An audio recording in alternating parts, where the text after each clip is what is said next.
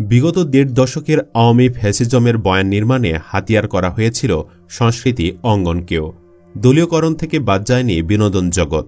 একসময় নিপুণ আক্তার, আসাদুজ্জামান নূর, রিয়াজ, মো আর শমী কায়সারের মতো শিল্পীদের ছিল সর্বজনীন গ্রহণযোগ্যতা। অথচ বিগত ১.৫ দশকে তারাই হয়ে উঠেছিলেন আওয়ামী লীগের সাংস্কৃতিক লাঠিয়াল। সংসদ সদস্য পদ, রাজুকের প্লট, সরকারি অনুদান, পদ পদবি পেতে অনেকে তাদের শিল্পী সত্তা বিসর্জন দেন, শুরু করেন হাসিনাকে তেল মারা। আর অভিনেত্রীরা মন্ত্রীদের সাথে যেতে শুরু করেন লিটনের ফ্ল্যাটে। ছাত্র জনতার গণ অভ্যুত্থানে হাসিনার ক্ষমতাচ্যুতির পর বিনোদন জগতের সেই তারকারা এখন বর্তমান কোথায় কেমন আছেন, চলুন একে একে দেখে নেওয়া যাক তাদের বর্তমান অবস্থা। নাম্বার ১, ফেরদৌস। গত বছর ১৪ নভেম্বর জাতীয় চলচ্চিত্র পুরস্কার প্রদান অনুষ্ঠানের উপস্থাপক চিত্রনায়ক ফেরদৌস স্লোগান তোলেন, শেখ হাসিনা সরকার বারবার দরকার, আপনাকে আমাদের বারবার দরকার, চিরকাল আপনাকে আমাদের দরকার, আমাদের সবকিছু দিয়ে মন প্রাণ দিয়ে আমরা আপনাকে চাই। আপনি ভালো থাকলে বাংলাদেশ ভালো থাকবে, বাংলাদেশ আপনার হাতেই সবচেয়ে বেশি নিরাপদ। রাষ্ট্রীয় একটি অনুষ্ঠানকে একটি দলের রাজনৈতিক প্রচারণার কর্মী সভা হিসেবে তখন সামাজিক যোগাযোগ মাধ্যমে ব্যাপক সমালোচনা হয়। এরপরেই দ্বাদশ জাতীয় সংসদ নির্বাচনে প্রথমবারের মতো ঢাকা ১০ আসনে আওয়ামী লীগের টিকিট পেয়ে ঢাকাই সিনেমার এই নায়ক সংসদ সদস্য বনে যান। শেখ হাসিনার দেশত্যাগের খবরের পর সরকারের অনেক মন্ত্রী এমপিরাও দেশ ছাড়েন। এরপরই প্রশ্ন ওঠে, ফেরদৌস কোথায় আছেন? জানা যায় ৪ আগস্ট রাত পর্যন্ত ঢাকাতে অবস্থান করছিলেন ফেরদৌস। এর দুদিন আগেও বিটিভিতে হাজির হয়ে টেলিভিশন চ্যানেলটির ওপর হামলা নিয়ে প্রতিবাদ জানিয়েছিলেন তিনি।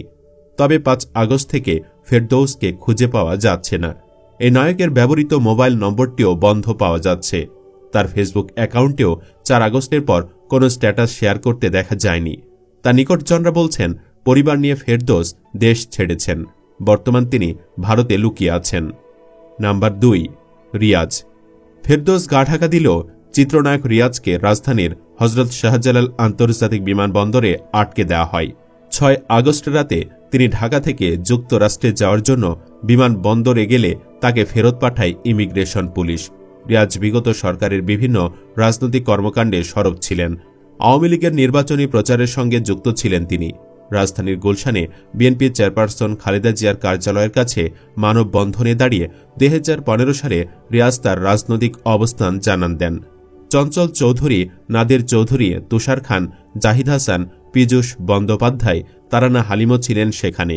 আওয়ামী লীগের নির্বাচনী প্রচারের সঙ্গে আরও যুক্ত ছিলেন শাকিল খান, অরুণা বিশ্বাস, সাদিয়া ইসলাম মৌ। জানা যাচ্ছে রিয়াজও দেশে আত্মগোপনে আছেন।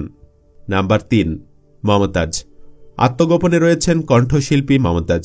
সরকার পতনের পর মানিকগঞ্জ ২ আসনের সাবেক এ সংসদ সদস্যের কোনো খোঁজ পাওয়া যাচ্ছিল না। তিনি কি দেশে আছেন নাকি বিদেশে পাড়ি জমিয়েছেন সেই খবরও পাওয়া যায়নি। ১৩ অক্টোবর সন্ধ্যায় নিজের ভেরিফাইড ফেসবুক পেজ থেকে একটি গানের ভিডিও নিয়ে হাজির হন কণ্ঠশিল্পী মমতাজ বেগম। ভিডিওটি মমতাজ কোথায় ধারণ করেছেন সে বিষয়ে কিছু জানাননি।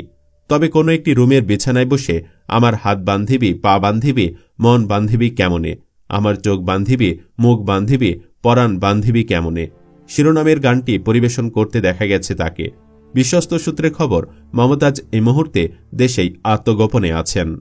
নাম্বার ৪, শমী কায়সার। ছোট পর্দার অভিনেত্রী শমী কায়সার কারাগারে আছেন। জুলাই বিপ্লবে বেশ কয়েকজন ছাত্র জনতা আহত হলে তারা শমী কায়সারের নামে হত্যাচেষ্টার মামলা করেন। সেই মামলার আসামি হিসেবেই রাজধানীর উত্তরা থেকে এই অভিনেত্রীকে গ্রেফতার করা হয়। ছোট পর্দায় অভিনয়ের মাধ্যমে নিজের ক্যারিয়ার শুরু করা শমী কায়সার রাজনীতির মাঠে সরব ছিলেন। রাজনৈতিক প্রভাব ও হাসিনার ছেলে জয়ের বিছানা সঙ্গী ও ঘনিষ্ঠতার মাধ্যমে ব্যবসায়ীদের শীর্ষ সংগঠন federation of Bangladesh chamber of commerce and ইন্ডাস্ট্রির পরিচালক নির্বাচিত হন। এফসিসিআইয়ের পরিচালক পদে বসে যেন আলাদিনের চেরাগ পেয়ে যান এই অভিনেত্রী। ই কমার্স প্রতিষ্ঠানগুলোর সংগঠন e commerce association of Bangladesh ইক্যাবের সভাপতিও ছিলেন শমী। যদিও ১৪ আগস্ট এই পদ থেকে পদত্যাগ করে আত্মগোপনে চলে যান। নাম্বার ৫, নিপুণ আক্তার।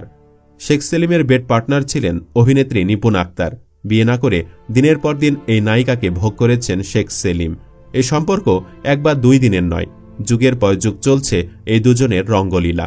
২০১২ সালে রাজধানীর অন্যতম অভিজাত এলাকা বনানীতে টিউলিপ নামে একটি পার্লার খোলেন নিপুণ। সশরীরে উপস্থিত হয়ে সেটির উদ্বোধন করেন শেখ সেলিম। অনেকটা সময় ব্যয়ও করেন সেখানে। রাজনীতিবিদদের সাধারণত পার্লারের মতো কোনো প্রতিষ্ঠানের ফিতা কাটতে দেখা যায় না। সেখানে শেখ সেলিমের মতো একজন প্রভাবশালী রাজনীতিক কোন টানে নিপুণের পার্লার উদ্বোধনে গেলেন? এই প্রশ্ন ছিল তখন থেকেই। এরপরই ধীরে ধীরে শেখ সেলিম ও নিপুণের সখ্যতার বিষয়টি মানুষের মুখে মুখে চলে আসে। ঢালিউডে কানাঘুষা চিত্রনায়িকা নিপুণের পেছনে বড় কোনো শক্তি আছে।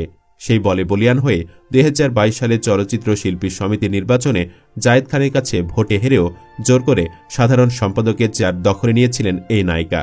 দায়িত্ব পালন করেন পুরো মেয়াদি। নিপুণকে বিজয়ী করতে নির্বাচন কমিশনারকে 17 বার ফোন করেন শেখ সেলিম। এছাড়াও জানা যায়, দুজনের সম্পর্কে মেয়ে যেন বাধা না হতে পারে এজন্য নিপুণ তার মেয়েকে বিদেশে পাঠিয়ে দেন।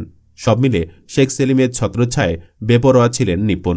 শিল্পী সমিতির চেয়ারে বসেই কারো সঙ্গে আলোচনা না করে নিজের মতো করে সিদ্ধান্ত নেওয়া শুরু করেন নিপুণ।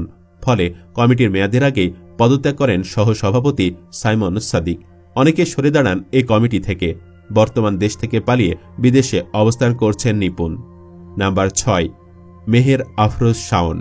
প্রয়াত কথা সাহিত্যিক হুমায়ুন আহমেদের স্ত্রী, অভিনেত্রী, গায়িকা মেহের আফরোজ শাওন বরাবরই বিএনপির জামায়াত বিরোধী এবং হাসিনার স্বঘোষিত দালাল। মেহের আফরোজ শাওন কিছুদিন আগে ফেসবুকে লিখেন, ঐতিহাসিক 7 মার্চ জাতীয় দিবস হিসাবে বাতিল করা হলো আজ। আমি মেহের আফরোজ শাওন বাংলাদেশের একজন সাধারণ নাগরিক হিসাবে অন্তর্বর্তীকালীন সরকারের এই সিদ্ধান্তের তীব্র প্রতিবাদ করলাম।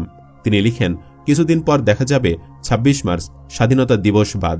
নতুন স্বাধীনতা দিবস হিসাবে 36 জুলাই পালিত হবে হয়তো। মেহের আফরোজ শাওন দেশে আছেন। শুরু থেকে ফেসবুকে অন্তর্বর্তী সরকারকে নিয়ে সমালোচনা করছেন তিনি।